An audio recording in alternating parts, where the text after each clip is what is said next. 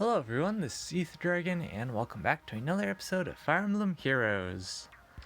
So, in the most recent Ether Raids replay video, I gave probably the shortest possible summary of what I thought about this new Choose Your Legends banner with the new Brave Heroes. And so, in this video, before we go summon on this banner, we'll just briefly go over each unit so you actually have a better idea of what I actually think about each unit.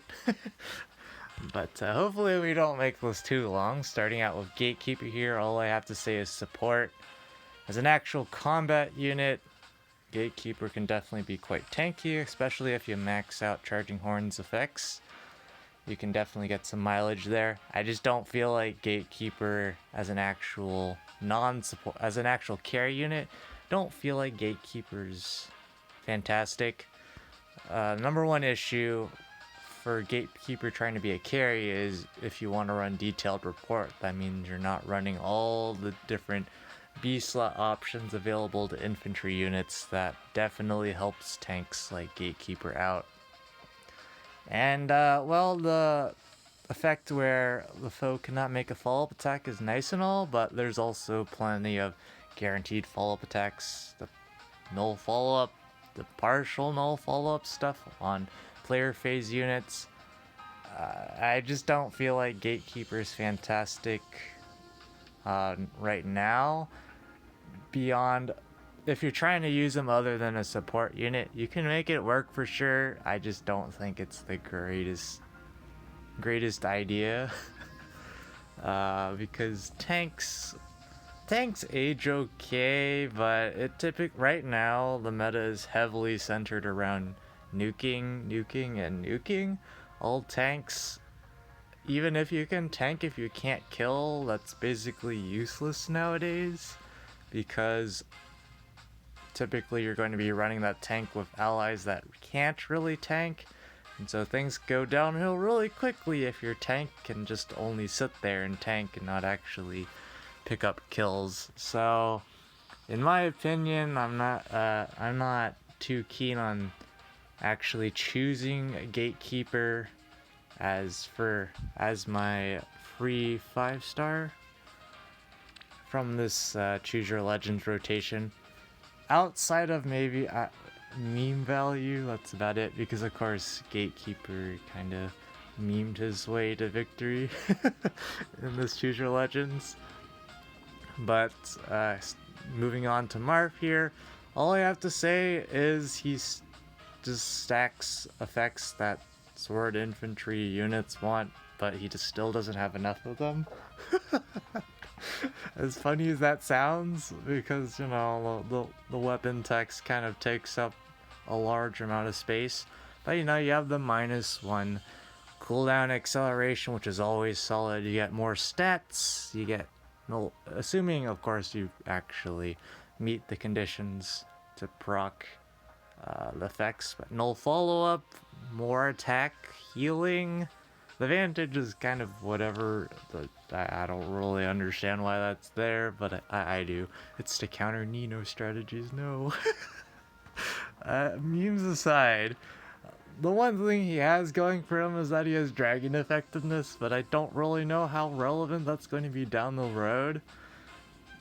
I do have to say though, like, female Grima, legendary Grima, whatever you want to call her, it's definitely been quite a bit more annoying for me ever since she got the Expiration Refine and the Legendary Hero remix. There's Niffle with the no counterattack shenanigans. Speaking of which, you know, Marv here doesn't have Null Sea Disrupt anywhere. And if you want to run Null Sea Disrupt, you're not running a speed-based damage reduction in your B slot. So I'm not sure about that.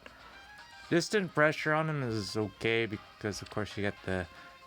assuming you actually proc the effect, he gets healing to effectively offset it, sort of. But not a big fan of Distant Pressure, and even Tempest you can definitely just swap out for something else if you feel inclined, like Time's Pulse, for example, to have Shining Emblem always charged and ready to go at the start of each turn. But overall, he's just another sword infantry unit to me.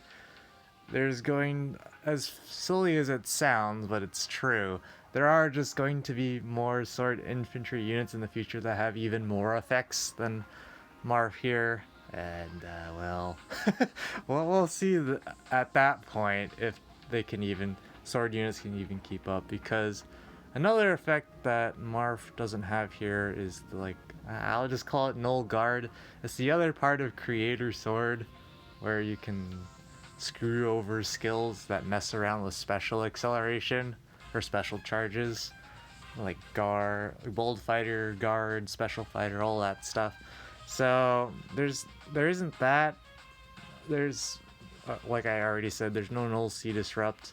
There's plenty of things that he's still missing, as funny as it sounds. So not my personal pick for, again, the free 5-star. Moving on to Marianne here. She's a super player phase heavy oriented unit with a fun meme and Requiem dance.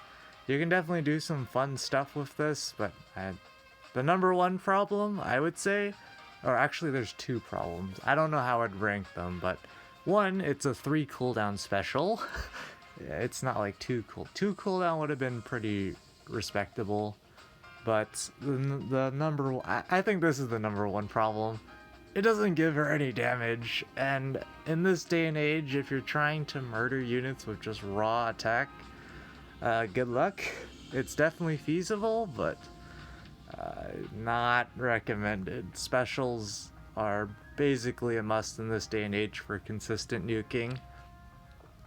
And, well, she does have super solid damage reduction on the foe's first attack when she initiates combat, but I don't know how she'll age, because there's this issue called Brave dual phase Brave weapons, where with her super low defense here, it's totally feasible for units like, I don't know, Altina, I guess Sword Reinhardt, Legendary Leaf has it easy, but point being, I don't know how this is strong in general. The damage reduction is strong in general, and I don't know if that's going to age well.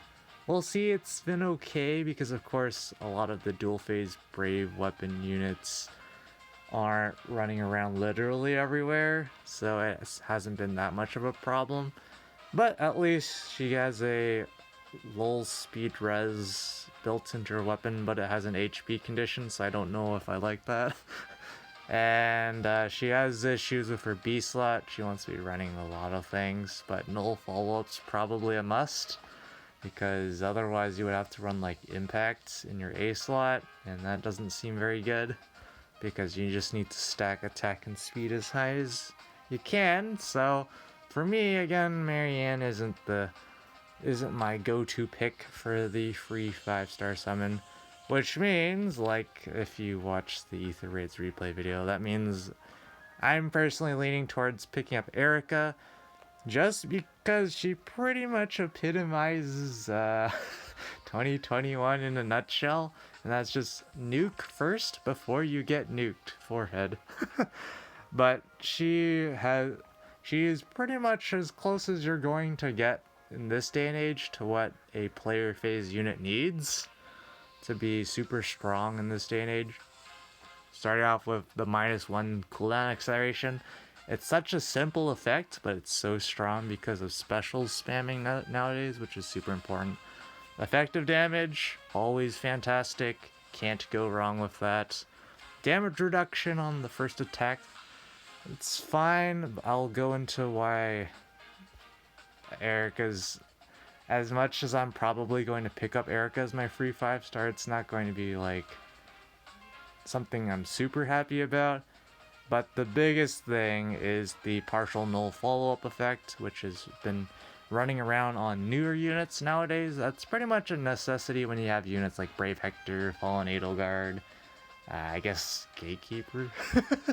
I don't know why. I guess you could have Erica take out Gatekeeper. Probably. It's pretty feasible, I would think.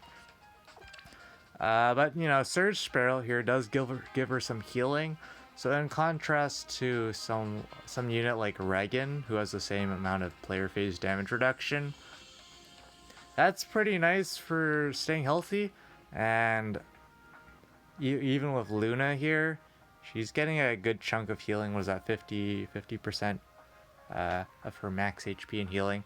Super solid, assuming she procs her special, and that's why Moonlight Bangle's insane, because of the what I called the null guard thing. But this is, I don't actually understand the weapon text, not gonna lie, because neutralizes units penalties that inflict special cooldown charges. It's awkwardly worded. I'm pretty sure that means, you know, a special fighter guard and all that stuff doesn't do anything. And of course, stuff like Melancholy and Witchy Wand don't do anything in terms of the guard status, but I don't actually understand that wording. It's probably what I think it is. Assuming it is, that just means she just cannot be denied her specials, which is the #1 thing that is a struggle for any player phase unit that wants to spam out specials.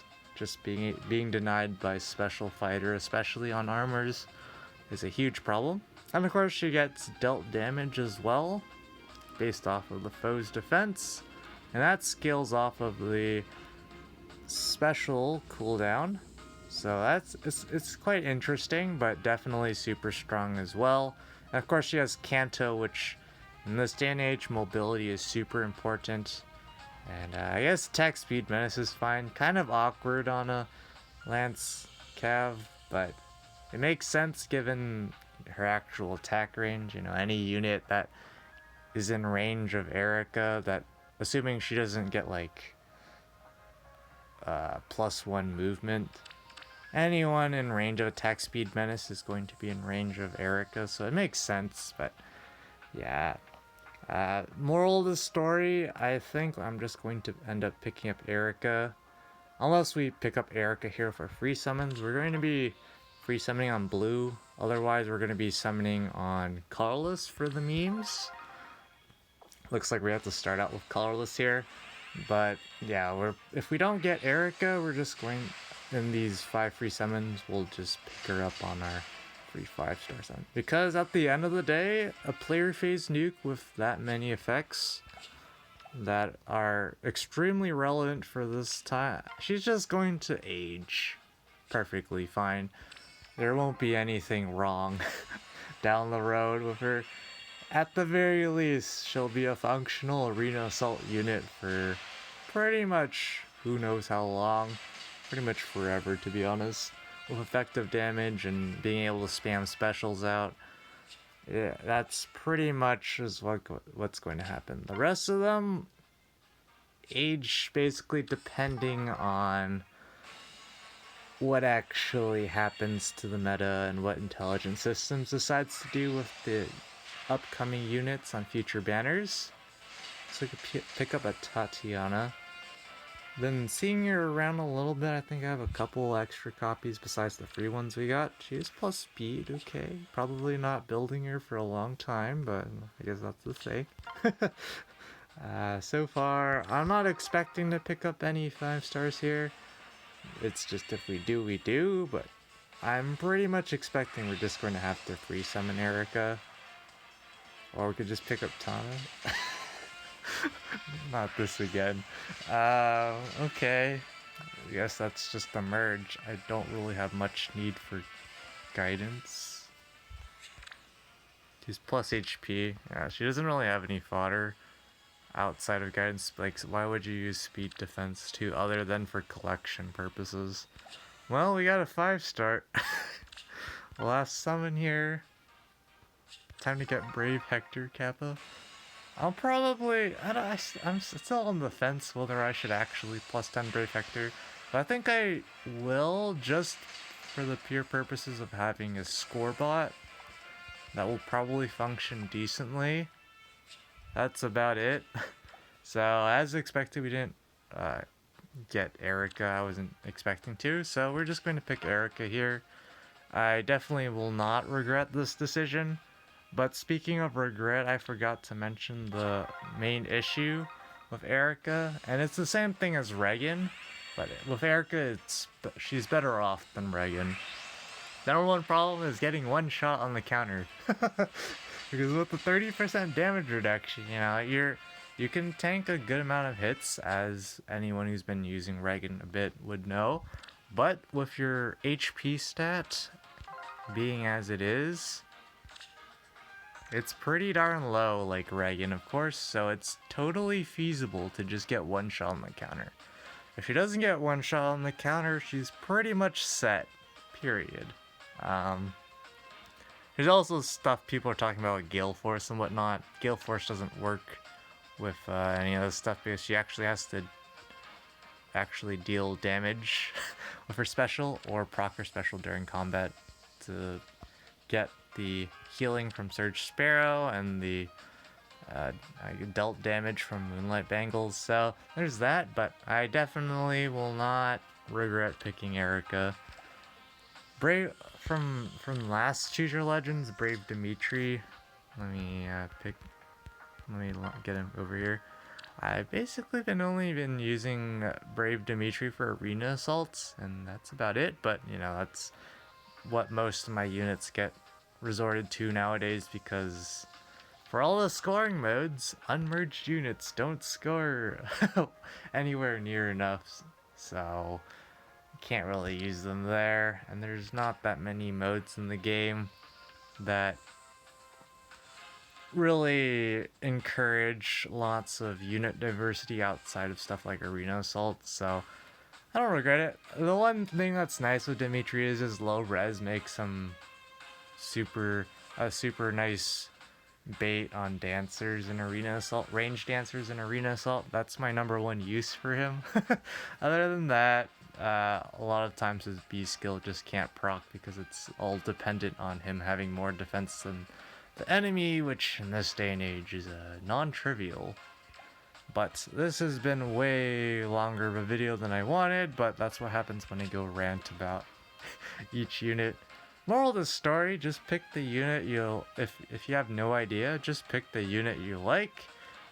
In terms of, it all depends on what you want, what you have, and what you need, kind of a deal.